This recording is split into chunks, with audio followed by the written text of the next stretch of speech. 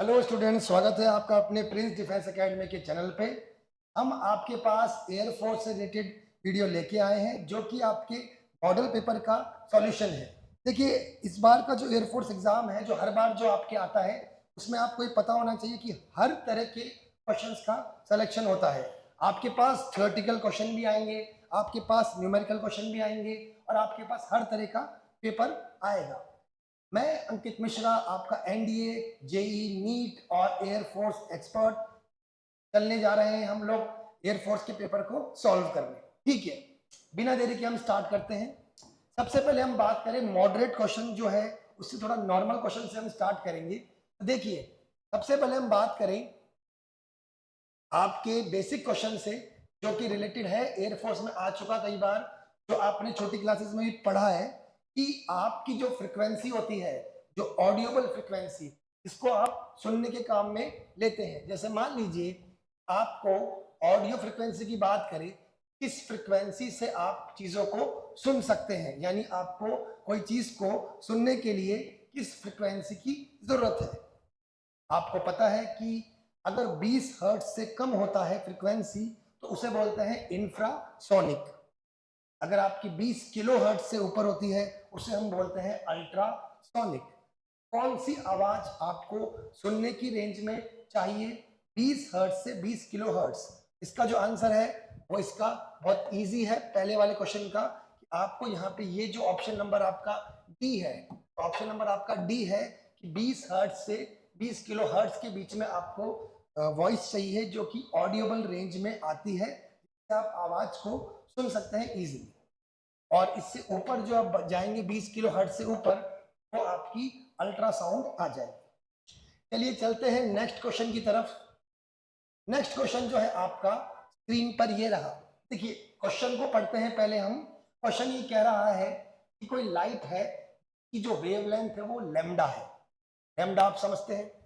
पूछ रहा है कि अगर h c upon lambda energy है उसकी, तो उसकी जो लैम्डा है वो क्या होनी चाहिए लैम्डा नॉट से। आप अगर फोटो इलेक्ट्रिक इफेक्ट के बारे में जानते हैं तो आपको पता है किसी मेटल के ऊपर अगर लाइट को डाला जाता है, वो मेटल इलेक्ट्रॉन्स को बाहर निकालता है, इलेक्ट्रॉन्स को बाहर निकालता है। अब इलेक्ट्रॉन जब बाहर निकलते हैं लाइट की मदद से, उसे बच्चों क्या बोलते हैं? Photo electric effect. फोटो यानी लाइट, और लाइट की मदद से इलेक्ट्रॉन्स का बाहर निकलना। अब जो ये लैम्डा और लैम्डा नॉट में रिलेशन है, इसे हम कैसे फाइंड करेंगे, चलिए देखते हैं। देखिए, हम सबसे पहले बात करें कि अगर आप कोई भी एनर्जी की बात करें, E is equal to h c upon lambda, ये कोई भी एक एनर्जी का जनरल फॉर्मूला है, एच सी अपॉन लैम्डा, जिसे हम क्या बोल सकते हैं? एच न्यू भी कहते हैं। और आपको जो मिनिमम एनर्जी चाहिए वो होती है डब्लू। डब्लू का मतलब क्या है बच्चों? Work function energy. क्या बोलते हैं? Work function energy. Work function energy जो आपकी होती है वो होती है h c upon lambda naught, h c upon lambda naught. और वर्क फंक्शन एनर्जी बच्चों क्या होती है? वो मिनिमम एनर्जी जो इलेक्ट्रॉन को बाहर आने के लिए चाहिए। अगर आपकी मेटल की सरफेस के ऊपर लाइट को डालते हैं तो इलेक्ट्रॉन बाहर आते हैं, और उनको मिनिमम एनर्जी की रिक्वायरमेंट होती है, उसे हम क्या बोलते हैं बच्चों? Work function energy. ठीक है भैया। अब आपकी जो एनर्जी है वो ज्यादा होनी चाहिए वर्क फंक्शन एनर्जी से। अगर मैं इस क्वेश्चन को सॉल्व करूं तो मैं देखूंगा कि एच सी अपॉन लैम्डा जो आपकी एनर्जी है वो ज्यादा होनी चाहिए या बराबर होनी चाहिए किसके? H c upon lambda naught के। अब आपको पता चला कि आपकी energy h c upon lambda naught, यानी ये जो ई है ये डब्ल्यू से ज्यादा होगी, तब इलेक्ट्रॉन निकलेगा बाहर। यानी आपकी एनर्जी वर्क फंक्शन एनर्जी से ज्यादा होनी चाहिए डब्ल्यू से। अब आप इसको भी रेसिप्रोकल करेंगे, तो भी रेसिप्रोकल, रेसिप्रोकल का मतलब दोनों तरफ से आप इसको उल्टा करेंगे। आपके पास, आपको पता है कि ये जो साइन है ग्रेटर देन वाला, ये भी चेंज हो जाएगा जब इनको दोनों तरफ से उल्टा करेंगे। क्या आएगा कि लैम्डा कम होगा या बराबर होगा लैम्डा नॉट से, यानी कि ऑप्शन नंबर सी इसका आंसर है। तो ये रिलेशन आ गया लैम्डा में और लैम्डा नॉट में। बच्चों ई मतलब कोई सी भी एनर्जी और डब्ल्यू मतलब वर्क फंक्शन एनर्जी। तो कोई सी भी एनर्जी जो होगी अगर वो वर्क फंक्शन से ज्यादा होगी तो आपका फोटो इलेक्ट्रिक इफेक्ट शो होगा। उसके बाद मैंने बात की कि लैम्डा नॉट जो है उससे कम होनी चाहिए आपकी लैम्डा। ठीक है बच्चों, यहां तक अपन ने पढ़ा। अब चलते हैं हम नेक्स्ट क्वेश्चन की तरफ। देखिए नेक्स्ट क्वेश्चन क्या है कि 1 वेबर अपॉन मीटर स्क्वायर जो है वो किसके बराबर है? किसके बराबर है 1 वेबर अपॉन मीटर स्क्वायर? देखिए आपसे हम बात करें कि वेबर अपॉन मीटर स्क्वायर होता क्या है, वो बात करते हैं। देखिए बच्चों, आपको हम कुछ समझाएं। आपको पता है कि एक टेस्ला का मतलब क्या होता है? एक टेस्ला का मतलब होता है 10⁴ गॉस। एक टेस्ला का मतलब होता है 10⁴ गॉस। अब हम देखें कि टेस्ला का मतलब क्या होता है। टेस्ला होता है बी, और अगर आप बी को निकालें, बी की टेस्ला के अलावा, बी की टेस्ला के अलावा और क्या क्या यूनिट हो सकती है। देखिए आपको पता है कि फ्लक्स क्या होता है, बी डॉट ए, ये आपको पता है। और बी डॉट ए के बाद मुझे बी निकालना हो तो वो क्या आएगा, फाई अपॉन ए। बच्चों सबको पता है फ्लक्स का फॉर्मूला फाई बराबर बी डॉट ए। अगर आप ए को नीचे भेजोगे तो फ्लक्स अपॉन एरिया क्या होगा आपका, मैग्नेटिक फील्ड। अब आपका फ्लक्स होता है वेबर में और मैग्नेटिक और एरिया वेक्टर आपका होता है मीटर स्क्वायर में। तो हम बात करें कि फ्लक्स अपॉन एरिया जो है वो आपका क्या है, पी, और ये होता है वेबर पर मीटर स्क्वायर में। तो अगर मैं बात करूं कि एक टेस्ला को मैं किसके बराबर मान सकता हूं, 1 वेबर अपॉन मीटर स्क्वायर। अगर एक टेस्ला 10⁴ गॉस के बराबर होता है तो एक वेबर पर मीटर स्क्वायर भी क्या होगा, 10⁴ गॉस के बराबर, क्योंकि टेस्ला और वेबर पर मीटर स्क्वायर दोनों क्या होते हैं, बराबर। क्योंकि 1 टेस्ला का मतलब 1 वेबर पर मीटर स्क्वायर होता है। यहाँ पे ऑप्शन नंबर ए जो है वो इसका करेक्ट है कि 1 टेस्ला का मतलब भी 10⁴ गॉस। और अगर हम टेस्ला की बात नहीं करें, अगर हम 1 वेबर पर मीटर स्क्वायर की बात करें, 1 वेबर पर मीटर स्क्वायर जो होता है वो भी आपका क्या होता है, वो भी क्या होता है 1 टेस्ला। हम देखें कि यहाँ पर आपके कि 1 टेस्ला बोलूं या फिर 1 वेबर पर मीटर स्क्वायर बोलूं, दोनों किसके बराबर है, 10⁴ गॉस के। ठीक है, चलते हैं नेक्स्ट सवाल की तरफ। अगले सवाल की तरफ हम चलते हैं। ओके, अब थोड़े सवाल अच्छे आने लग रहे हैं। पहला सवाल काफी इजी था आपका फ्रिक्वेंसी वाला, दूसरा सवाल थोड़ा सा टिपिकल था। अब धीरे धीरे लेवल आपका सवालों में बढ़ता जा रहा है क्योंकि मैंने आपको बताया था सवालों का लेवल बढ़ेगा। ओके, अब प्रोजेक्टाइल का सवाल है। प्रोजेक्टाइल आप सब जानते ही, आपने पढ़ा है। प्रोजेक्टाइल में क्या कह रहा है, ये ऐसे कह रहा है कि देखिए आप क्वेश्चन को पढ़िए। क्वेश्चन ये कह रहा है आपसे कि एक प्रोजेक्टाइल है जो कि 15 डिग्री पे आप उसको फेंकते हैं और 50 मीटर उसकी क्या है, रेंज। 15 डिग्री पे आप उसको फेंकते हैं और 50 मीटर क्या है उसकी रेंज। तो अगर 45 डिग्री पे फेंके सेम स्पीड से तो रेंज उसकी क्या होगी। देखिए क्वेश्चन को अपन आराम से कर सकते हैं। रेंज का फॉर्मूला क्या होता है आपका, u² साइन 2θ अपॉन जी। देखिए रेंज का फॉर्मूला यही होता है बच्चों, u² साइन 2θ अपॉन जी। अब आपको रेंज दे रखी है कितना, 50, और u मुझे नहीं पता, मैं u² लिखूंगा, जी को नीचे, साइन 2θ शुरुआत में एंगल है 15 डिग्री। यहां क्या हो जाएगा बच्चों, sine 15 into 2 30 degree, 15 into 2 30 degree. Sine 30 क्या होता है आपका 1/2, 1/2। तो आपकी हम बात करें 1/2 के बाद 50 यहाँ पर है, 2 इधर जाएगा, इससे क्या आएगा, इससे आएगा u² g बराबर 100, u² g बराबर 100। अब 45 डिग्री पर रेंज क्या है बच्चों, 45 डिग्री पर रेंज क्या है ये पूछ रहा है, तो आप कैसे करेंगे इसको बच्चों। देखो 45 डिग्री पे अगर हम देखें तो u स्क्वायर साइन 45 का डबल क्या होता है, साइन 90 अपॉन जी, ये इस समय निकल जाएगा r डैश 45 डिग्री पे, तो r डैश क्या आएगा, r डैश क्या आएगा आपका u स्क्वायर अपॉन जी, यानी 45 डिग्री पे क्या आएगा r dash u square upon G, और u स्क्वायर अपॉन जी की वैल्यू क्या है 100, आंसर क्या आएगा 100। तो बच्चों अपन ने क्या किया, देखो अपन ने देखा कि सबसे पहले आपको एंगल दे रखा था 15 डिग्री, 15 का डबल साइन 30, साइन 30 रखने के बाद आपको एक वैल्यू आ गई u स्क्वायर अपॉन जी की, आपने यहाँ पे u स्क्वायर अपॉन जी रख दिया। आपने 45 डिग्री पे निकाला, 45 डिग्री पे भी क्या आया u स्क्वायर अपॉन जी, u स्क्वायर अपॉन जी का मतलब क्या है 45 डिग्री पे क्या आता है u स्क्वायर अपॉन जी, और u स्क्वायर अपॉन जी की वैल्यू आपने पहले से निकाल ली, तो बाद वाली रेंज भी क्या हो गई 100 हो गई। तो ये पहले वाली इक्वेशन से अपन ने u स्क्वायर अपॉन जी निकाला, और 1045 पे भी क्या आता है u स्क्वायर अपॉन जी आता है, पहले वाला आंसर ही होगा 100 मीटर, यानी एंगल चेंज करने के बाद भी क्या आएगा 100 मीटर। होपफुली आपको समझ में आई ये बात, ठीक है। चलते हैं नेक्स्ट सवाल की तरफ। ओके, आपकी स्क्रीन पर ये सवाल है बच्चों, ये क्या कह रहा है देखते हैं सवाल को। 6 वोल्ट की जो एक बैटरी है वो 3 मीटर लंबे तार से कनेक्टेड है।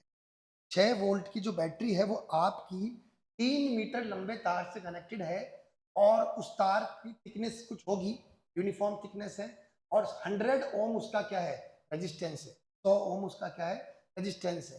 तो वो पूछ रहा है आपसे कि 50 सेंटीमीटर के वायर का, 50 सेंटीमीटर के वायर का कितना होगा। देखिए मैं आपको बताऊं सिंपली, ज़्यादा मुश्किल क्वेश्चन नहीं है ये, मैं इतना कुछ नहीं करना, मैं आपको यूनिटरी मेथड लगाना है। देखिए इसको हम कैसे कर सकते हैं बच्चों, देखो हम बात करें कि V is equal to I R, आपको पता है ये कौन सा लॉ है, ओम्स लॉ, सब इसको जानते हैं, 10th क्लास में आपने ओम्स लॉ के बारे में पढ़ा है। फिर हम बात करें कि V is equal to I, R को क्या लिख सकते हैं रो एल अपॉन ए, क्या आप आर को रो एल अपॉन ए लिख सकते हैं, बिल्कुल लिख सकते हैं। के बाद आपकी प्रोपोर्शनैलिटी की बात करें तो V किसके प्रोपोर्शनल हो गया L के, यानी लेंथ और वोल्टेज क्या होता है एक दूसरे के प्रोपोर्शनल होते हैं, कि लेंथ बढ़ेगी तो वोल्टेज भी बढ़ेगा। आपने एक टॉपिक था आपके 12th में मीटर ब्रिज, मीटर ब्रिज में आपने देखा था कि ज़्यादा लंबा तार तो वोल्टेज भी साथ साथ बढ़ता है। अब अगर मैं यूनिटरी मेथड लगाऊं, यूनिटरी मेथड क्या होता है, 6 वोल्ट की बैटरी है, जो कि बैटरी पूरा वोल्टेज प्रोवाइड करती है 6 वोल्ट, कितने लंबे तार को 3 मीटर के तार को, 3 मीटर का मतलब 300 सेंटीमीटर, तो 6 वोल्ट की बैटरी 300 मीटर के तार के लिए काम में आती है।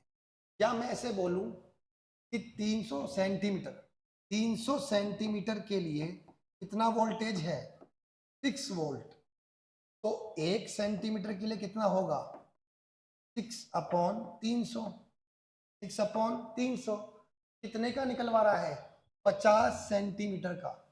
अब आप खुद देखें 1 सेंटीमीटर का इतना, तो 50 सेंटीमीटर का कितना होगा 6 अपॉन 300 गुना 50, अगर आप इसको काटेंगे कट गया, कितना आंसर आया 1 वोल्ट। वापस देखें 6 वोल्ट का तार, 6 वोल्ट की बैटरी 3 मीटर के तार के लिए यूज में ली जाती है, यानी 6 वोल्ट की बैटरी से 3 मीटर के तार को वोल्टेज दिया जाता है। 3 मीटर का पूरा वायर है, यानी 300 सेंटीमीटर का वायर है, तो वोल्टेज और लेंथ क्या होते हैं एक दूसरे के दोस्त, दोस्त का मतलब प्रोपोर्शनल, समझ गया बच्चों? दोस्त का मतलब क्या है यहाँ पे, दोनों क्या होते हैं, प्रोपोर्शनल। और प्रोपोर्शनल का मतलब है कि जितना लंबा तार उतना ज्यादा वोल्टेज। समझ गए? तो अब वोल्टेज बढ़ेगा तो लेंथ भी अपने आप बढ़ती है, लेंथ बढ़ाने से वोल्टेज बढ़ता है। आपने लगा लिया कौन सा फॉर्मूला कि 6 वोल्ट 300 सेंटीमीटर के लिए, अब 1 सेंटीमीटर के लिए, और पूछा क्या था 50 के लिए। 50 के लिए आ गया 1 वोल्ट इसका आंसर। का आंसर क्या है देखिए आपका स्क्रीन पे, इसका आंसर है बच्चों 1 वोल्ट। 300, जैसे कि 300 के लिए 6, 1 के लिए इतना, और 50 के लिए मल्टीप्लाई।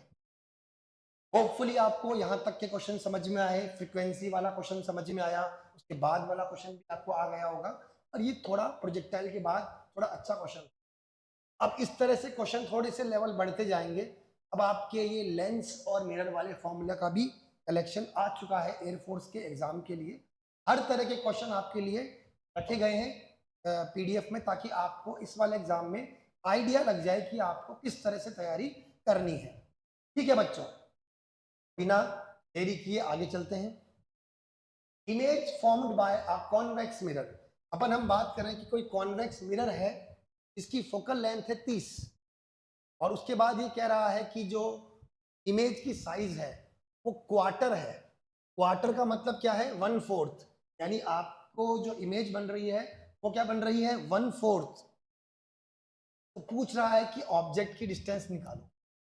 अब देखो इसका एक इजी तरीका है, जब भी आपको फोकल लेंथ देगा, जब भी आपको फोकल लेंथ देगा कि ऑब्जेक्ट की फोकल लेंथ इतनी है, आप एक फॉर्मूला यूज में कर सकते हो जो कि है F/F-U = M। ये आपको कब यूज करना है, आपको F/F-U = M ये फॉर्मूला कब यूज करना है, जब आपको फोकल लेंथ गिवन हो। अब इस सवाल में आपको फोकल लेंथ गिवन है 30 सेंटीमीटर। तो हम बात करें कि फोकल लेंथ गिवन होगी और आपको m पता है, m कितना है आपका, m जो है आपका 1/4 है। 1/4 मतलब 1/4, क्वार्टर का मतलब 1/4, और यहाँ पे फोकल लेंथ आपको क्या दे रखी है 30 सेंटीमीटर। आप प्लस का 30 लेंगे क्योंकि कॉन्वेक्स मिरर में फोकल लेंथ क्या होती है आपकी प्लस की 30, और नीचे भी आप क्या लेंगे प्लस का 30 माइनस u। तो जब आप सॉल्व करेंगे, जब सॉल्व करने के बाद आपके पास आएगा 90 सेंटीमीटर आंसर। क्योंकि आप इसको सॉल्व करेंगे यहाँ पे आएगा आपका 90 सेंटीमीटर आंसर। आपको ये वाला फॉर्मूला काम में लेना है F/F-U, F/F-U, क्योंकि आपको फोकल लेंथ गिवन है।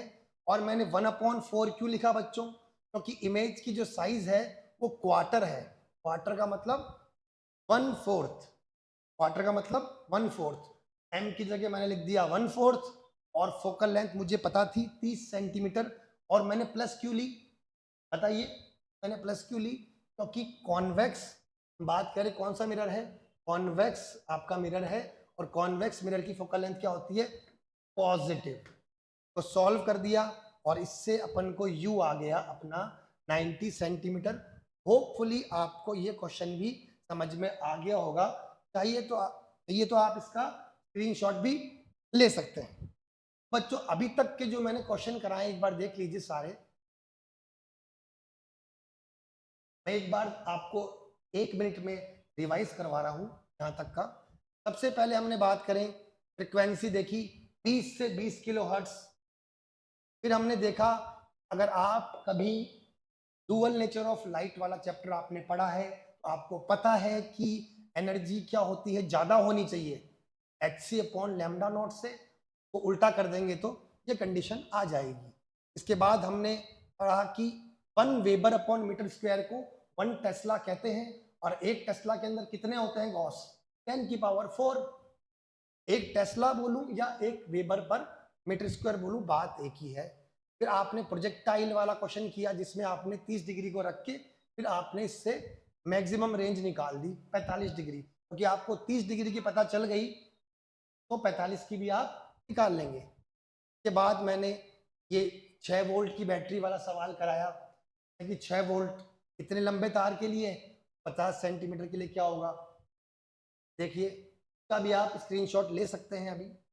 फिर हम चलते हैं, फिर हमने ये वाला अभी भी सवाल किया कि अगर आपको फोकल लेंथ दे रखी है और मैग्निफिकेशन दे रखा है, आप ये वाला फॉर्मूला काम में लेंगे। ज्यादातर बच्चों को लगता है कि ये वाला फॉर्मूला भी ले सकते हैं, m is equal to v upon u, ले सकते हैं माइनस का वी अपॉन यू, लेकिन लंबा तरीका है आपका और अपन को कंपटीशन में शॉर्ट से शॉर्ट तरीका देखना। ठीक है बच्चों, आगे हम चलते हैं नेक्स्ट क्वेश्चन की तरफ। होपफुली यहां तक मैं आपको समझा पाया हूं चीजें। नेक्स्ट नेक्स्ट क्वेश्चन जो है, कॉपर का एक वायर है जो कि किसी मैग्नेटिक फील्ड में से फेंकते हैं या वो मूव होता है, उसके जो एंड पर जो चार्जेस हैं, उसके एंड पर जो चार्जेस हैं वो किसके प्रोपोर्शनल है। सवाल ये है कि जो आपके जो कॉपर मेटल को मूव करते हैं उसके चार्जेस किसके प्रोपोर्शनल है। बच्चों आपको फैराडे लॉ पता है, फैराडे का लॉ क्या था, EMF is equal to d phi by d t, EMF is equal to d phi by d t. Okay, अब ईएमएफ जो होता है वो वोल्टेज होता है, तो क्या लिख सकते हैं, आई आर। ओके, यहां तक भी बात सही है। और आई आर में आई को क्या लिख सकते हैं, q upon t, q upon t. तो चार्ज किसके प्रोपोर्शनल है, देखिए चार्ज किसके प्रोपोर्शनल है, d phi by D t के। बच्चों आपको फैराडे लॉ पता है ना, ईएमएफ बराबर d phi by D t, और ईएमएफ क्या है, वोल्टेज है, वोल्टेज क्या होगा, आई आर, और आई आर के बाद में आई क्या होता है आपका, क्यू अपॉन टी। तो जो चार्ज है वो किसके प्रोपोर्शनल हो गया, t phi by D t के। तो जो कॉपर की रॉड को आपने फेंका उसमें जो इलेक्ट्रॉन्स ऊपर नीचे होंगे, जो चार्ज होगा वो किसके प्रोपोर्शनल होगा, फ्लक्स की चेंज रेट, यानी फ्लक्स में कितना टाइम में कितना चेंज होता है। ऑप्शन नंबर यहाँ पे देखें, rate in change in magnetic flux, यानी D phi by D T को बोलना चाह रहा है, जिसके प्रोपोर्शनल है ईएमएफ, ईएमएफ जिसके प्रोपोर्शनल है वो ही चार्ज के भी प्रोपोर्शनल है, क्योंकि ईएमएफ करंट और चार्ज तीनों एक दूसरे के प्रोपोर्शनल है। तो जो फैराडे लॉ है ये उसी का एक तरीका है सॉल्व करने का, कि आप ईएमएफ को आई आर और फिर आई को क्यू अपॉन टी लिख के पता कर सकते हो कि किसी रॉड में अगर चार्ज है तो वो फ्लक्स में चेंज की रेट के प्रोपोर्शनल है। होपफुली आपको ये क्वेश्चन समझ में आ गया, ये सवाल भी आप कर दोगे, इसका भी आप स्क्रीनशॉट ले सकते हो। चलिए बिना देरी के नेक्स्ट क्वेश्चन की तरफ हम चलते हैं। अब आते हैं थोड़ा सा रेजिस्टेंस वाले, एरर वाले सवाल की तरफ। अब जो एरर वाला सवाल है, देखिए आपकी स्क्रीन पे जो आपको दिख रहा होगा, क्या कह रहा है ये, जरा देखिए। एक रेजिस्टेंस है, एक रजिस्टर है 6 किलो ओम का, उसमें 10% टॉलरेंस है। टॉलरेंस का मतलब ये मान सकते हो कि एरर, कि वो 10% तक एरर कर सकता है। दूसरा 4 किलो ओम का है, उसमें भी टॉलरेंस 10% है, यानी उसमें भी 10% का एरर आ सकता है। ओके, उनको अपन सीरीज कॉम्बिनेशन में ऐड करते हैं, इसमें सीरीज कॉम्बिनेशन में। तो ये पूछ रहा है कि जब सीरीज कॉम्बिनेशन में आप उसको ऐड करोगे तो उसका जो टोटल निकलेगा उसका टॉलरेंस क्या होगा। ठीक है बच्चों, हम बात करें कि सीरीज कॉम्बिनेशन की बात करें तो R1 प्लस R2 हम करें, R1 प्लस R2 हम करें तो 6 kilo ohm plus 4 kilo ohm, total कितना हो गया आपका 10 किलो ओम। सीरीज कॉम्बिनेशन में दोनों को ऐड करें, 6 प्लस 4 कितना हो गया आपका 10 किलो ओम। अब 10% का मतलब क्या है बच्चों, 6 किलो ओम में 10% का एरर है, मतलब 0.6 का एरर है, 0.6 का एरर है, कॉमा 4 किलो ओम में भी 10% का एरर है, मतलब 0.4 का एरर है, 0.4 का। तो 6 किलो ओम में 0.6 और 4 किलो ओम में 0.4, 10%। अब टोटल एरर कितना हो गया? 0.4 और 0.6 को ऐड करें, टोटल आ गया 1 ओम का एरर आ गया, 1 ओम का एरर आ गया। अब 1 किलो ओम का एरर आ गया। अब 1 किलो ओम का एरर आया जब दोनों को ऐड किया, क्योंकि जब इन दोनों को ऐड किया तो इनके एरर को भी हम ऐड करेंगे। जब इनको ऐड किया 6 और 4 को, ये एरर को भी ऐड किया। 6 किलो ओम में 10% का एरर है, मतलब कितना हुआ? 0.6 का एरर। और 4 किलो ओम में भी 10% का एरर है, कितना हुआ? 0.4। दोनों को ऐड किया तो 1 किलो ओम का एरर। अब इनको ऐड करने पे क्या आया था? 10 किलो ओम। और इनका एरर क्या आया था ऐड करके? 1 किलो ओम। अब 1 किलो ओम 10 किलो ओम का कितना परसेंट है? 10%। आंसर क्या आएगा आपका? कितना परसेंट आएगा? 10%। क्योंकि अपन ने देखा कि जब इनको ऐड किया तो 1 किलो ओम आया, और इन वैल्यू को ऐड किया तो 10 किलो ओम आया। तो 1 किलो ओम 10 किलो ओम का कितना परसेंट आया? 10%। तो जब आप सीरीज में जोड़ेंगे तो भी एरर क्या रहेगा? 10% रहेगा। इस तरीके से हम करते हैं। पहले आपको जो मेन वैल्यूज है 6 किलो ओम और आपको 4 किलो ओम, इनको ऐड करना और उस आंसर को लिख लेना है। उसके बाद इनकी एरर को ऐड करना है, उस आंसर को लिख लेना है। फिर पता करना है कि ये इसका कितना परसेंट है। वो आ गया इसका टोटल 10%। होपफुली आपको ये भी सवाल समझ में आ गया होगा। आप स्क्रीनशॉट ले सकते हैं। इस तरह का सवाल कई बार एयरफोर्स के एग्जाम में आया है। अब चलते हैं नेक्स्ट सवाल की तरफ। एक पैरेलल प्लेट आपका कैपेसिटर है, ये आपको क्वेश्चन दिख रहा है। उसमें आपका जो इलेक्ट्रिक फील्ड है वो 10 की पावर 5 है, यानी 10 की पावर 5 आपका इलेक्ट्रिक फील्ड है। और हम बात करें कि कैपेसिटर जो है दोनों के मिला के उनके पास कितना चार्ज है? 1 माइक्रोकूलम। और पूछ रहा है कि ईच कैपेसिटर पर कितना फोर्स लगेगा। आसान सवाल है, फोर्स पूछ रहा है। फोर्स का फॉर्मूला क्या होता है बच्चों? QE। क्या होता है? QE। ठीक है। अगर दोनों प्लेट्स पे मिला के 1 माइक्रोकूलम चार्ज है। देखिए कैपेसिटर में 2 प्लेट्स होती है और टोटल जो कैपेसिटर का चार्ज है वो क्या दे रखा है? 1 kilo ohm, 1 microcoulomb, sorry 1 microcoulomb. अगर हम बात करें कि कैपेसिटर का टोटल चार्ज है आपका 1 माइक्रोकूलम, तो एक प्लेट पे कितना होगा? 0.5 माइक्रोकूलम, यही होगा आधा, इनटू इलेक्ट्रिक फील्ड कितना है? 10 की पावर 5।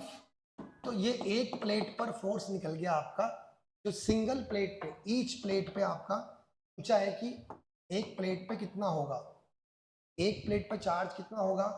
टोटल चार्ज का आधा, 0.5, क्योंकि 1 माइक्रोकूलम का आधा क्या होता है? 0.5। 0.5 माइक्रोकूलम इंटू 10 की पावर 5।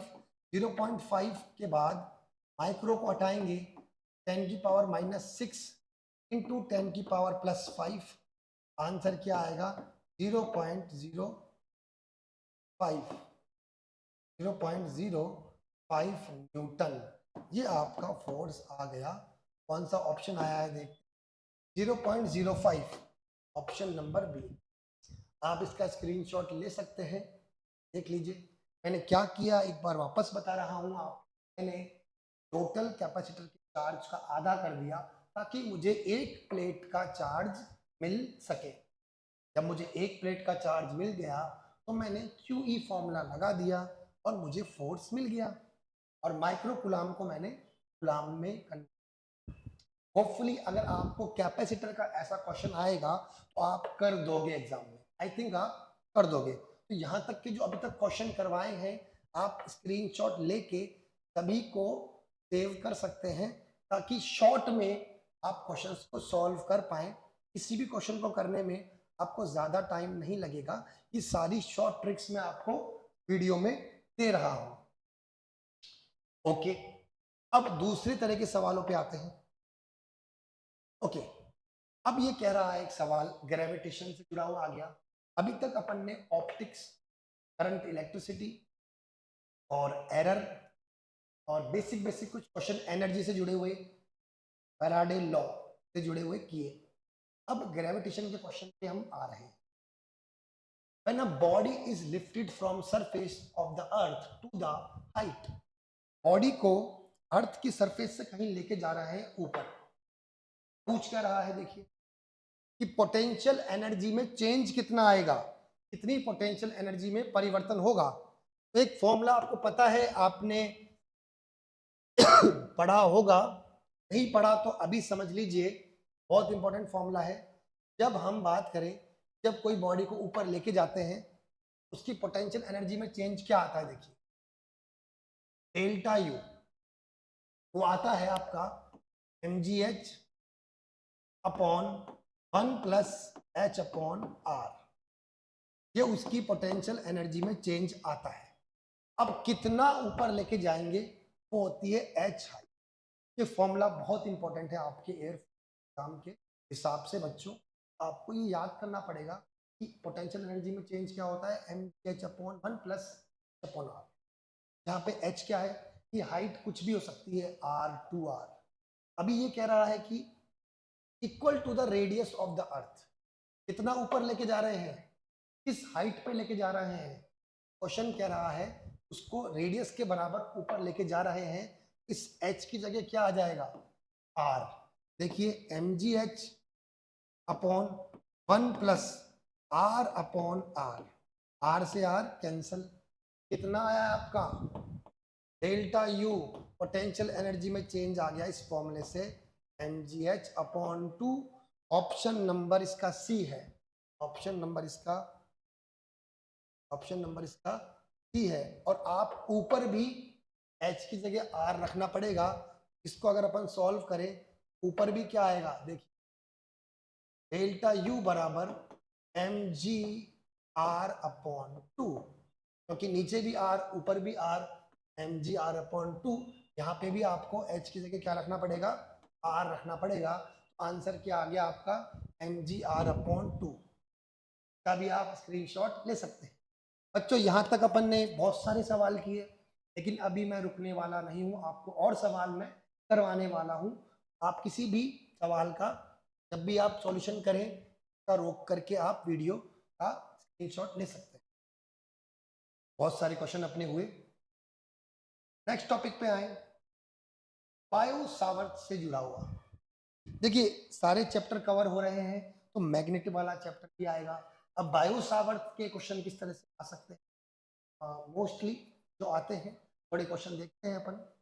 बायो सावर्ट वाले में कुछ क्या है, ये जो मैग्नेटिक फील्ड है, कि जो मैग्नेटिक फील्ड है उसका वेलोसिटी से क्या रिश्ता है। तो देखिए ये तार है, इसमें करंट जा रहा है ऊपर, वेलोसिटी किसकी बात कर रहा है, इलेक्ट्रॉन्स की वेलोसिटी। अब अगर करंट ऊपर जा रहा है तो इलेक्ट्रॉन्स नीचे आएंगे बच्चों। अगर करंट ऊपर जा रहा है इलेक्ट्रॉन्स नीचे आएंगे। अब हम जानते हैं कि यहाँ पे क्रॉस होता है, आपको पता है ये चीज, क्रॉस। देखिए क्रॉस, ये क्रॉस का मतलब क्या है कि मैग्नेटिक फील्ड आपका अंदर की तरफ है और इलेक्ट्रॉन्स जा रहे हैं नीचे। मैग्नेटिक फील्ड आपका अंदर है, देखिए अंदर की तरफ, और इलेक्ट्रॉन जा रहे हैं नीचे। इनके बीच में क्या एंगल है, देखिए इनके बीच में ये एंगल है 90 डिग्री, क्योंकि जब इलेक्ट्रॉन जा रहे हैं नीचे और मैग्नेटिक फील्ड है ऐसे, इन दोनों के बीच में ये इस तरह से आप देख सकते हैं, इस तरीके से 90 डिग्री का एंगल होता है। तो इलेक्ट्रॉन जाते हैं नीचे और मैग्नेटिक फील्ड होता है उस तरफ, अंदर की तरफ। इनमें 90 का एंगल होता है। तो बी का मतलब क्या है बच्चों? मैग्नेटिक फील्ड जो कि क्रॉस बोर्ड के अंदर की तरफ है, और वेलोसिटी मतलब इलेक्ट्रॉन वो नीचे जा रहे हैं, ये दोनों आपस में क्या होंगे? परपेंडिकुलर। का आंसर क्या है कि हमेशा ये याद करना है कि जब भी बायो सावर्ट लॉ पढ़ते हैं तो मैग्नेटिक फील्ड या तो क्रॉस होगा अंदर या डॉट होगा बाहर, और वो हमेशा चार्ज की वेलोसिटी के परपेंडिकुलर होता है। ये ऑप्शन नंबर इसका ए।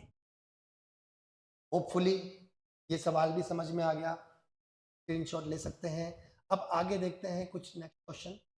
ओके, एक बोट है, इसका मास है 40 केजी, जो कि रेस्ट पर थी। ओके, और उसके अंदर एक डॉग है जो मास 4 केजी का था। ओके, वो मूव करता है 10 की स्पीड से।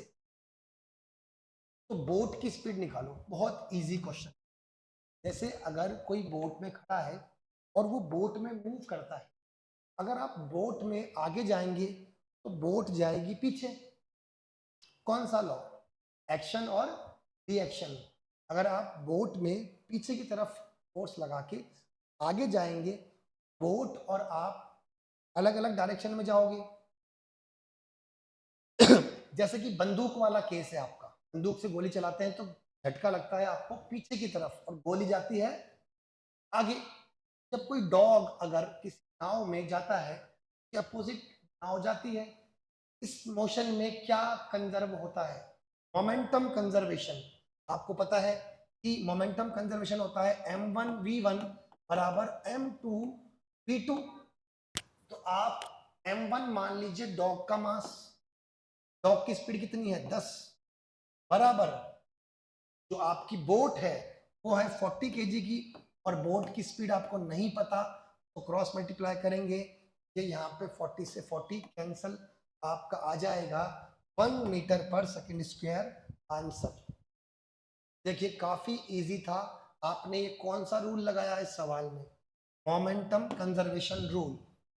Momentum conservation rule, momentum conservation rule लगा के आपने इसको सॉल्व कर लिया। होपफुली कि आपको इजीली ये सवाल समझ में आ गया होगा, तभी आप स्क्रीनशॉट ले सकते हैं। ठीक है, आगे चलते हैं। ये सवाल थोड़ा सा अच्छा है, थोड़ा सा क्या, काफी अच्छा सवाल है। ये इंटीग्रेशन डिफरेंशिएशन दोनों का मिक्स है, थोड़ा टाइम इसमें लगेगा, लेकिन अगर आपका पेपर जल्दी हो जाता है तो आप इसको अटेम्प्ट कर सकते हैं। टाइम का भी आपको बहुत ज़्यादा बच्चों में ध्यान रखना है एयरफोर्स के एग्जाम में। तो बच्चों हम बात करें, इसमें कह रहा है कि मास इतना है और वेलोसिटी इतनी है। ओके, मास है इसका 0.5 kg और इसकी वेलोसिटी है a x की पावर 3/2, और इसमें पूछ रहा है वर्क, इसमें पूछ रहा है वर्क। सबसे पहले हम बात करें, F इज इक्वल टू क्या होता है ma, F is equal to क्या होता है ma, और a क्या होता है dv अपॉन dt, ये क्या होता है dv अपॉन dt। अब हम क्या करेंगे, v का डिफरेंशिएशन करेंगे। v कितना है आपका, देखिए m को मैंने लिख दिया 0.5, और जब मैं v का डिफरेंशिएशन करूंगा, a तो आ गया बाहर 3/2 x की पावर 3/2 माइनस 1 कितना आएगा 1/2। उसके बाद बचेगा dx अपॉन dt, क्या बचेगा dx अपॉन dt, ये आएगा आपका f। देखिए वापस समझिए, आपकी वेलोसिटी क्या दे रखी है a x की पावर 3/2, a को बाहर ले लेंगे, x की पावर 3/2 का डिफरेंशिएशन क्या होगा बच्चों 3/2 x की पावर 1/2, और फिर बचा dx अपॉन dt। फिर हम dx अपॉन dt को क्या लिख सकते हैं, हम dx अपॉन dt को वापस से क्या लिख सकते हैं, देखिए v, क्योंकि dx अपॉन dt क्या होता है आपका v, और फिर v को क्या लिख सकते हैं वापस से, देखिए बात करें v को दोबारा से क्या लिख देंगे, यही लिख देंगे क्वेश्चन में गिवन है। f क्या आएगा, f आ जाएगा 0.5 मल्टीप्लाई a इंटू 3/2 x की पावर 1/2 मल्टीप्लाई v की जगह लिख दिया अपन ने a x की पावर 3/2।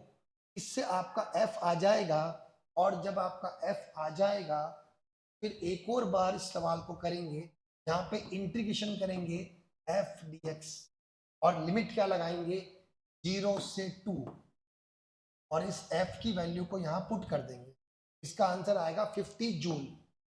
लेकिन ये काफी बड़ा सवाल है, ये चीज आपको करनी है, ठीक है, ये चीज आपको करनी है। लेकिन एग्जाम में अगर आपकी स्पीड हो तो इसको अटेम्प्ट करना है, क्योंकि इसमें आपको पहले डिफरेंशिएशन करके यहां तक पहुंचना है, फिर दोबारा इसका इंटीग्रेशन करना है।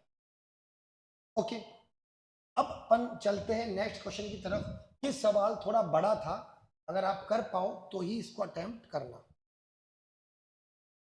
के बाद हम बात करें कि एक ऑर्बिटल मोशन है, उसमें मोमेंटम की जो डायरेक्शन होती है वो क्या होती है, एंगुलर मोमेंटम की डायरेक्शन क्या होती है।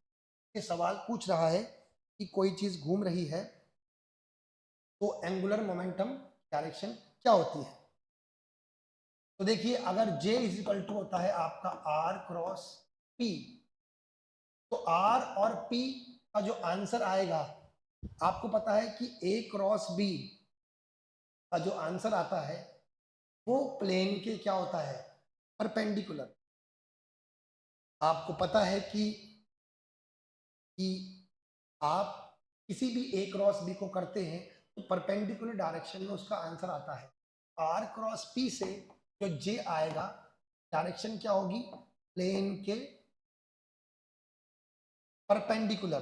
क्योंकि A डॉट B में ऐसा कुछ रूल नहीं था, लेकिन A क्रॉस B में आपने देखा होगा कि स्क्रू लॉ आपने पढ़ा होगा।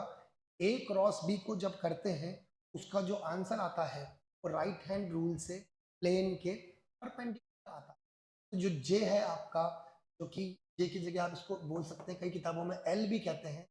एंगुलर मोमेंटम जो है आपका L, एंगुलर मोमेंटम जो है आपका L, वो के बराबर है R क्रॉस P के, और वो L हमेशा क्या होगा, प्लेन के परपेंडिकुलर। तो इसका आंसर है प्लेन के परपेंडिकुलर, ये रहा ऑप्शन डी कि प्लेन के परपेंडिकुलर। चलते हैं नेक्स्ट सवाल की तरफ। According to the corpuscular theory different colour क्यों आते हैं।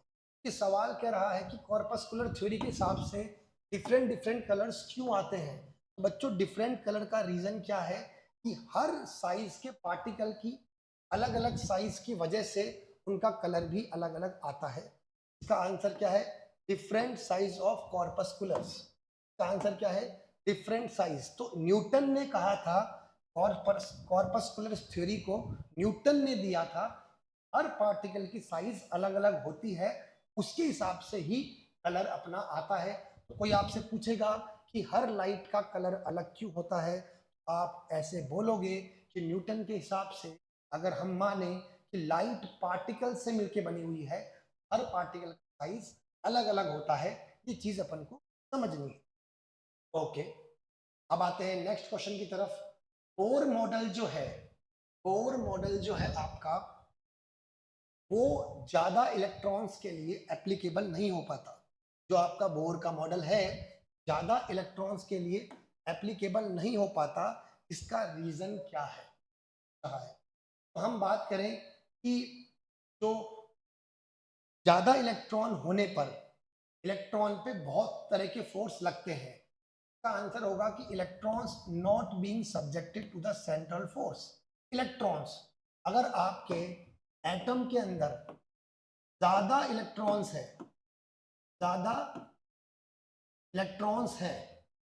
तो इलेक्ट्रॉन्स आपस में क्या करेंगे, एक दूसरे को रिपल करेंगे। तो ज्यादा इलेक्ट्रॉन्स जो होते हैं उसमें बहुत तरह के फोर्स लगते हैं। तो जो इलेक्ट्रॉन्स ज़्यादा होने पर वो सेंट्रल फोर्स को फॉलो नहीं करते।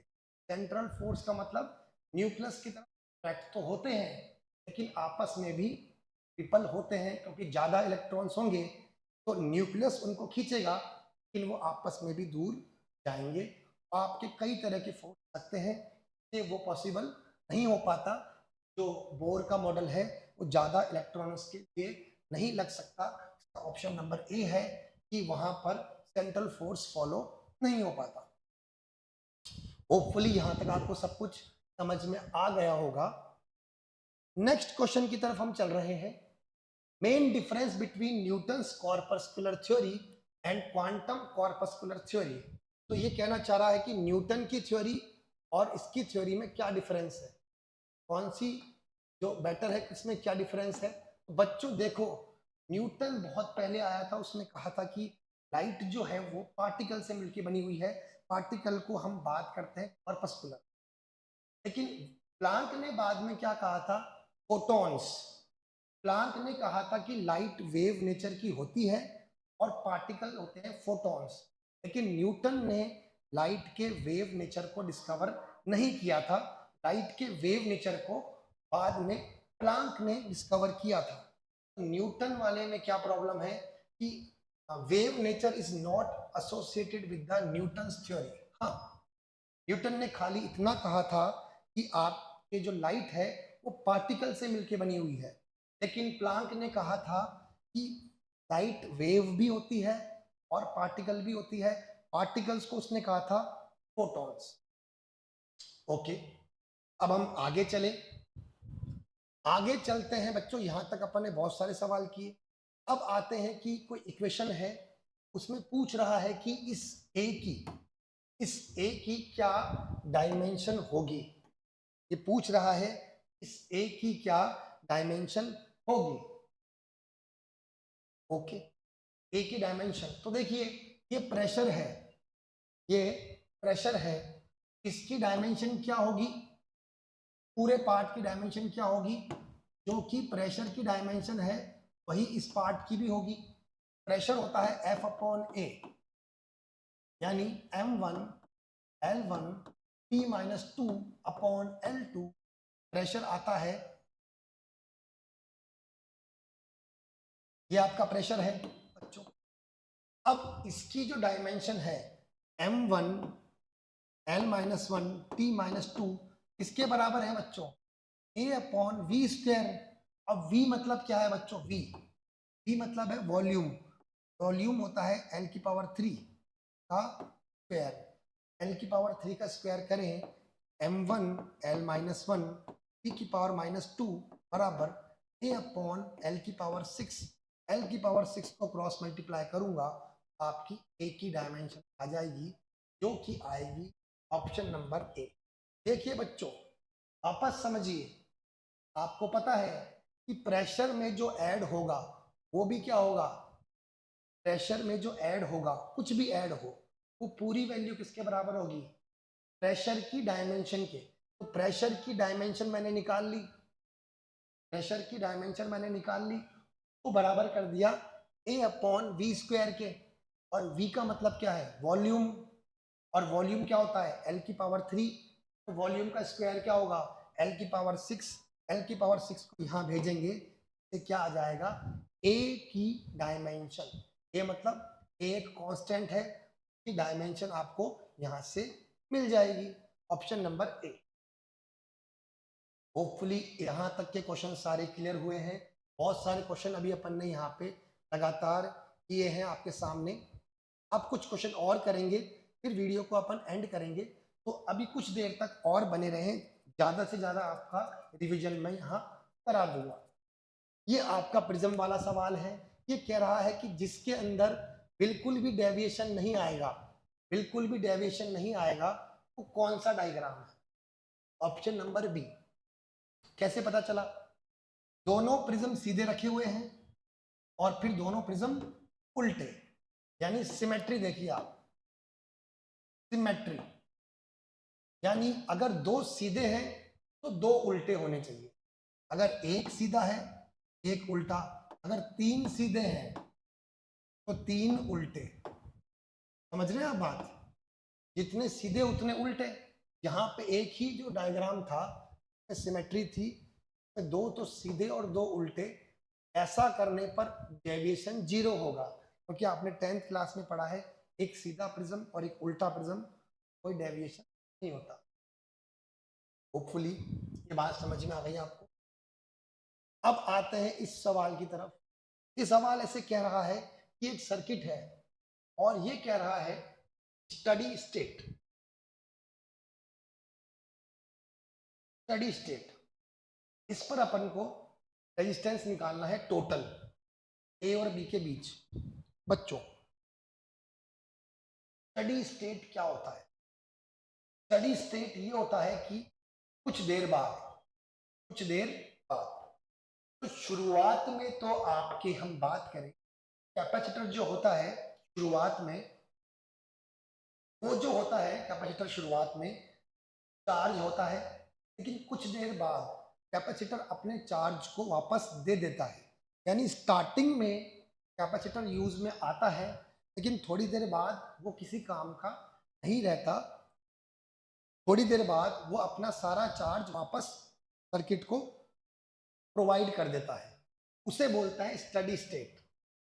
स्टार्टिंग की बात करें, T बराबर 0, स्टार्टिंग में कैपेसिटर काम में आता है। स्टडी स्टेट आने के बाद कैपेसिटर काम में नहीं आता, का करंट 0 हो जाएगा। यहाँ पर टोटल ये पूरी जो साइड है तो क्रॉस कर देंगे।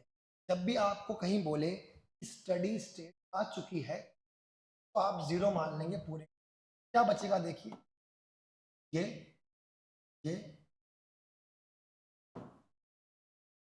ये बचेगा आपका इस तरीके से। इसको आप ऐसे बोल सकते हैं कि आप इसको शॉर्ट सर्किट कर देंगे।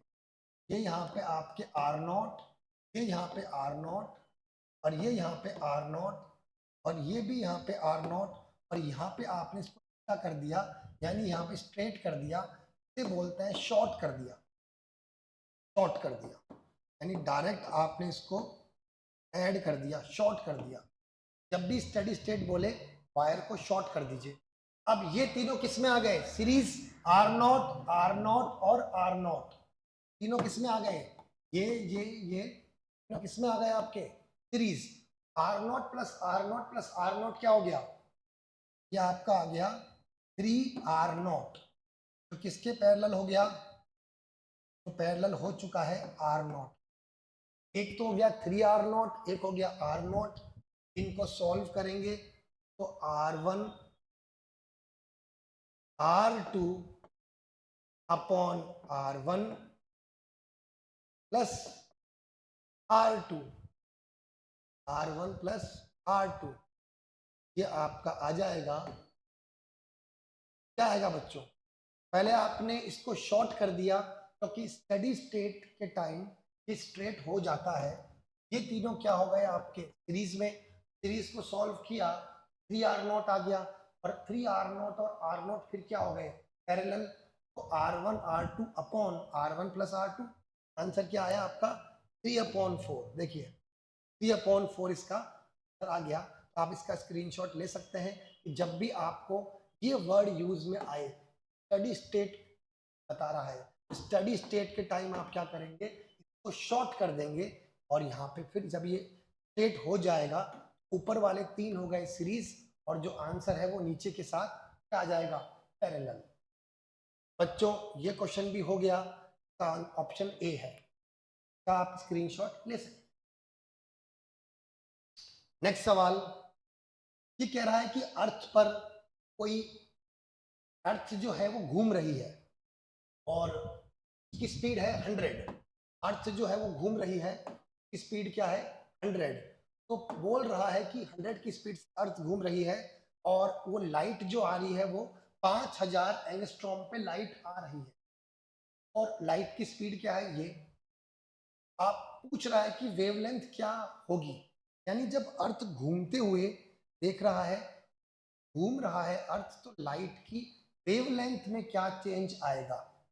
तो बच्चों ध्यान दो, हम बात करें कि delta lambda upon lambda is equal to v upon c। ये एक फॉर्मूला होता है, ये भी आपको याद करना है कि अगर कोई चीज घूम रही है उसका वेवलेंथ जो है लाइट का वो चेंज हो जाएगा। तो चेंज इन वेवलेंथ, ये स्टार्टिंग वाली वेवलेंथ और ये उस ऑब्जेक्ट जो कि घूम रहा है उसकी स्पीड, और ये c लाइट की स्पीड। तो आप बात करें डेल्टा लैम्डा क्या हो जाएगा, डेल्टा लैम्डा होगा, डेल्टा लैम्डा हो जाएगा आपका v अपॉन सी इंटू लैम्डा। अब v कितना है आपका 100 किलोमीटर पर सेकेंड। 100 किलोमीटर पर सेकेंड का मतलब क्या है बच्चों, v क्या हो गया, 100 किलोमीटर को मीटर में करने के लिए 1000 से मल्टीप्लाई, अपॉन c क्या है लाइट की स्पीड 3 इंटू 10 की पावर 8, 3 इंटू 10 की पावर 8, ठीक है, और इंटू लैम्डा। लैम्डा कितना है आपका 5000 एंगस्ट्रॉम, 5000 इंटू 10 की पावर -10। तो बच्चों इसको सॉल्व करेंगे तो आंसर आएगा लेस देन 1.67 एंगस्ट्रॉम। आपको इस वाले में सवाल में जब भी ऐसे बोले कि अर्थ घूम रही है या कोई भी ऑब्जेक्ट, कोई भी ऑब्जेक्ट आपका घूम रहा है पर लाइट पहुंचेगी तो लाइट का वेवलेंथ कितना चेंज होगा, फॉर्मूला है delta lambda upon lambda equal to v upon C. यहाँ पे डेल्टा लैम्डा क्या है, उसकी वेवलेंथ में क्या चेंज आया, और v क्या है जो ऑब्जेक्ट घूम रहा है उसकी स्पीड, और c क्या है लाइट की स्पीड। होपफुली ये फॉर्मूला समझ में आया, इसका स्क्रीनशॉट आप ले लीजिए। अब चलते हैं नेक्स्ट सवाल की तरफ। नेक्स्ट सवाल में बात करें, ये कह रहा है कि ए वेक्टर एक ए कैप एक आपका जो है यूनिट वेक्टर है। तो ए कैप डॉट इसको अपन कैसे निकाल, तो देखिए ए कैप जो है उसका मैग्नीट्यूड क्या होता है आपका 1, क्या होता है 1। अगर हम इसको डॉट प्रोडक्ट निकालें, इसका जब डिफरेंशिएशन करेंगे तो इसका मैग्नीट्यूड क्या है आपका 1, क्योंकि यूनिट वेक्टर का मैग्नीट्यूड क्या होता है 1, और 1 का डिफरेंशिएशन करेंगे तो क्या आएगा 0। ये पूरा आंसर क्या आएगा 0। आपसे पूछेंगे कि कोई यूनिट वेक्टर है, यूनिट वेक्टर का मतलब उस जो मैग्नीट्यूड है वो क्या है 1, उसका डिफरेंशिएशन करोगे तो आंसर क्या आएगा, कांस्टेंट का डिफरेंशिएशन क्या होता है बच्चों 0, 0 इंटू समथिंग का आंसर भी क्या आएगा। देखिए होपफुली आपको ये क्वेश्चन समझ में आ गया। आगे चलते हैं नेक्स्ट की तरफ। फिर आपके बोल रहा है कि दो कॉइल है जो एक दूसरे, दो कॉइल दिख रही है का रेडियस दे दिया, एक कॉइल में 3 एम्पियर करंट है, एक कॉइल में 4 एम्पियर करंट है, और दोनों एक दूसरे के परपेंडिकुलर है। देखिए आप एक बार सवाल पढ़िए, जैसे कि मैं बात करूं, एक बार आपको क्वेश्चन पढ़ना पड़ेगा। ये देखिए सवाल पढ़िए, सवाल कह रहा है कि एक कॉइल ऐसी है और एक कॉइल ऐसी है, एक कॉइल ऐसी, एक कॉइल ऐसी है, दोनों अलग अलग कॉइल है। अब इसका मैग्नेटिक फील्ड ऐसे है और इसका मैग्नेटिक फील्ड ऐसे है, एक तो है B1 एक तो है B2, दोनों का 90 डिग्री का एंगल है। सवाल आप पढ़ लीजिए, इनका रिजल्टेंट क्या निकलेगा, अंडर रूट में B1 का स्क्वायर प्लस B2 का स्क्वायर। अब इसके सेंटर पे क्या होगा, इसके सेंटर पर होगा mu naught I1 upon 2R का 2R, mu naught I upon 2R और इसका स्क्वायर, और दूसरे वाले के लिए क्या होगा म्यू नॉट I अपॉन वही 2R, क्योंकि दोनों का R सेम है दोनों का R रेडियस क्या है same, 2R, I1 I2 current different है लेकिन दोनों का रेडियस सेम है। करंट दोनों का दे रखा है आपको, एक में जा रहा है 4 और एक में जा रहा है 3। आपका I1 तो है 3 और I2 है आपका 4, I1 3 I2 4, इसमें पुट कर देंगे और आंसर आ जाएगा आपका 2 कॉइल। अगर आपको 2 कॉइल ऐसे दे, अगर एक कॉइल ऐसे है एक कॉइल ऐसे है, इसके अंदर की तरफ यू है, तो दोनों का रिजल्टेंट क्या निकलेगा? 2 कॉइल होगी, एक सीधी और एक ऐसे, उनका निकलेगा B1 का स्क्वायर प्लस B2 का स्क्वायर। अब एक कॉइल के सेंटर पे क्या होता है? Mu not I upon 2r, तो mu naught I1 upon 2r का square plus mu 2 plus mu naught I2 upon 2r का स्क्वायर।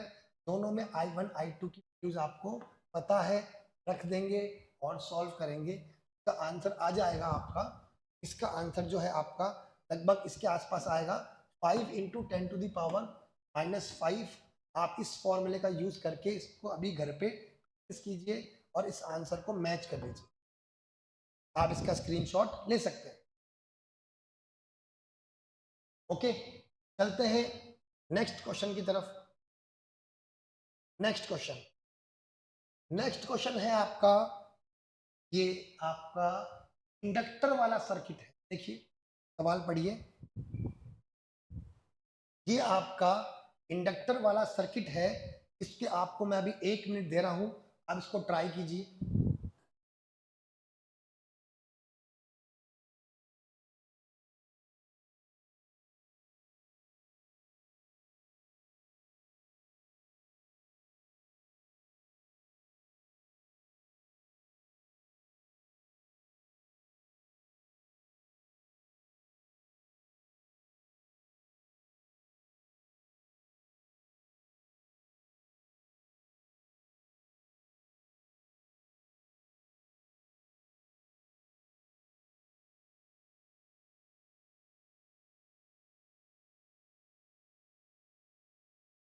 ओके, आपने इसको ट्राई किया, देखते हैं किसका आंसर आया है यहाँ पे। सबसे पहले हम देखें इसको छोटा करके कि इंडक्टर का आपको हेनरी में क्या दे रखा है। बच्चों हेनरी में क्या होता है? उसका एल। अब आपको एक फॉर्मूला पता होगा, याद करो, आपने 12th क्लास में भी वो फॉर्मूला किया होगा, 10 फाई। आपका 10 फाई क्या होता है बच्चों? आपका 10 फाई होता है एक्सएल अपॉन आर। याद करो, आपने पावर फैक्टर किया है, आपने क्वालिटी फैक्टर किया है। एक 10 फाई का फॉर्मूला था एक्सएल अपॉन आर। एक्सएल क्या था आपका? ओमेगा एल अपॉन आर, और ओमेगा क्या था आपका? 2 पाई एफ। याद करो, ओमेगा और एफ में क्या रिलेशन है? 2 pi F into L upon R. सवाल में एफ, एल और आर, ये आपका एल, ये आपका एफ और ये आपका आर। एल भी है, आर भी है, एफ भी है। इसमें पुट कर देंगे वैल्यूज को, आपका जो आंसर आएगा वो 10 फाई का आंसर आ जाएगा। आपको क्या चाहिए इसको 10 फाई को निकालने के लिए? एक तो फ्रीक्वेंसी, एक इंडक्टर और एक रेजिस्टेंस। फ्रीक्वेंसी हर्ट्ज में, इंडक्टेंस किस में होगा? हेनरी में, और आपका रेजिस्टेंस किस में होगा? ओम में। आपको एफ, एल और आर मिल जाएगा। 10 फाई आप निकाल लेंगे, और जब 10 फाई सॉल्व करेंगे आएगा इसका आपका आंसर 10 इनवर्स 4/3। 4/3। होपफुली आपको ये बात समझ में आई। आपको 10 फाई का ये फॉर्मूला बच्चों याद करना पड़ेगा, एक्सएल अपॉन आर, जहां पर एक्सएल को क्या लिख सकते हो आप? ओमेगा एल, और फिर ओमेगा को क्या लिख सकते हो आप? 2 पाई एफ। तो क्या हो गया? 2 pi F L upon are. सारी वैल्यूज आपके सामने है, आपको सिर्फ पुट करनी है। स्क्रीनशॉट ले सकते हैं इसका भी। आगे चलते हैं।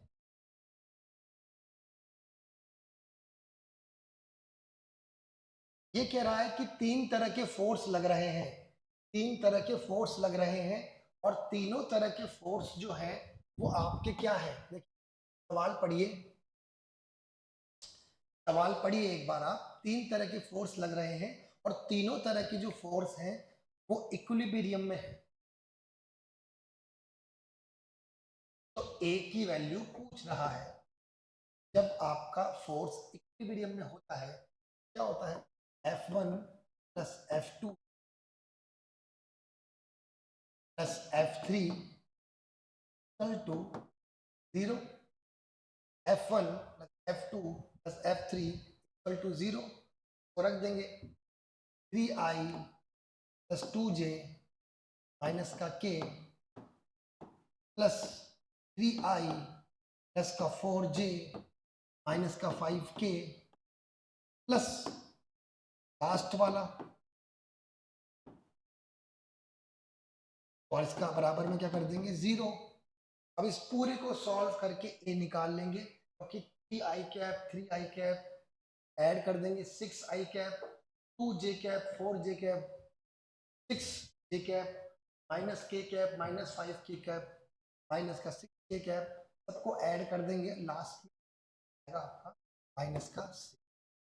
तीनों फोर्स को ऐड करके 0 के बराबर क्यों कर रहे हैं हम, क्योंकि जब इक्विलिब्रियम होगा तीनों फोर्स को ऐड करके 0 के बराबर करेंगे, जिससे हमें कांस्टेंट a की वैल्यू आ जाएगी। तो आप ट्राई कर लीजिएगा। तो मैंने सबकी वैल्यूज को लिख दिया, अब आप इसको बैठ के ऐड करोगे तो आपका a आ जाएगा माइनस का 6।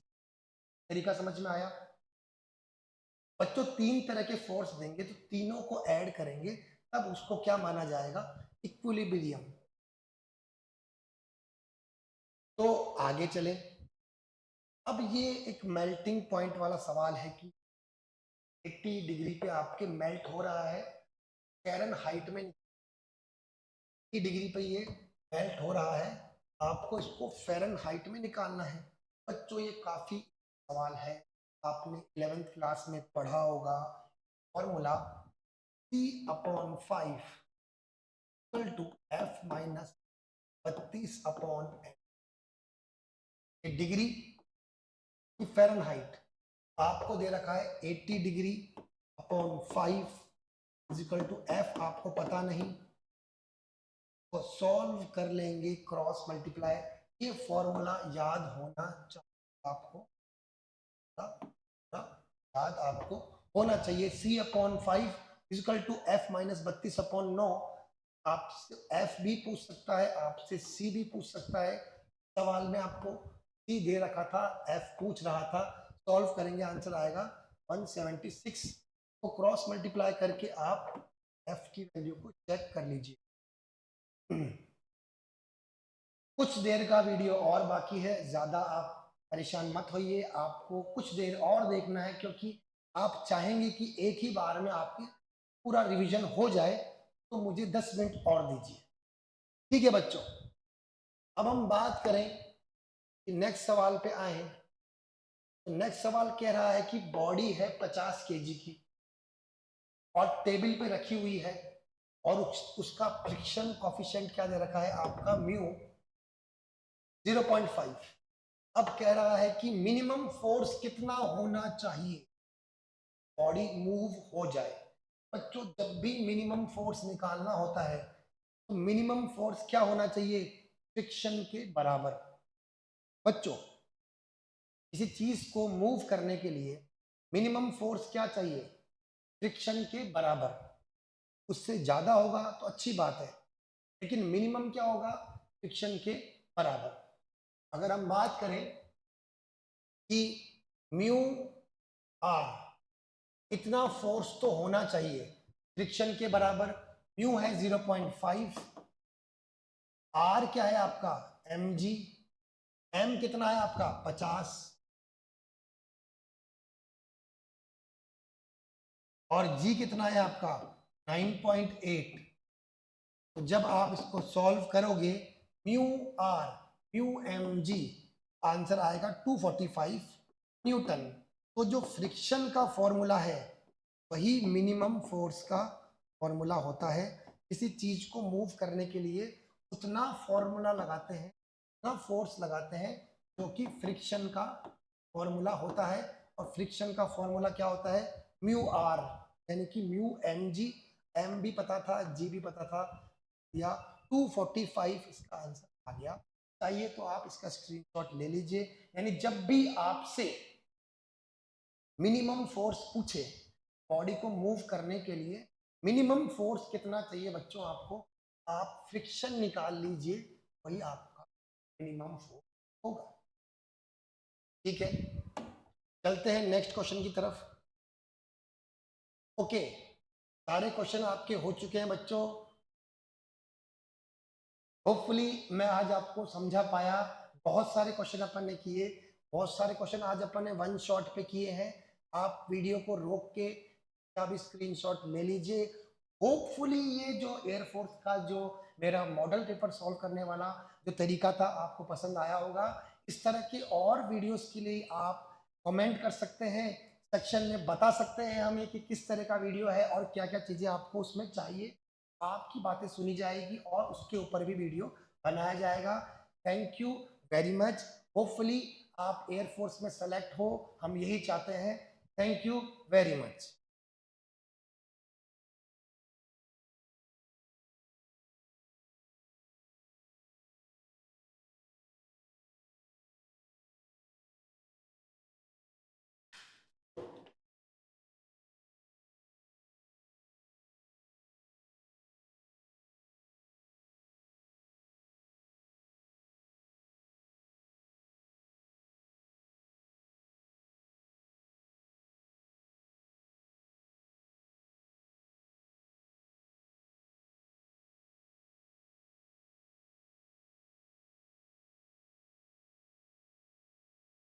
कोच सर को बुलाना।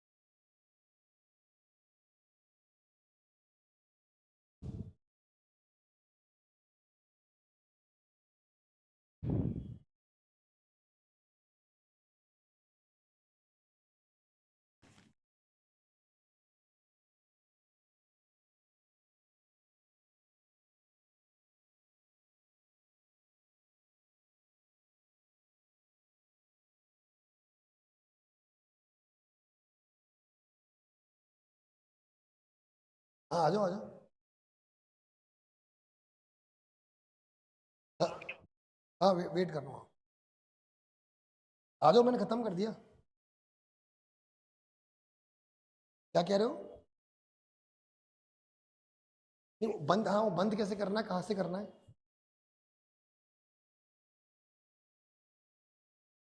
आ जाओ आ जाओ।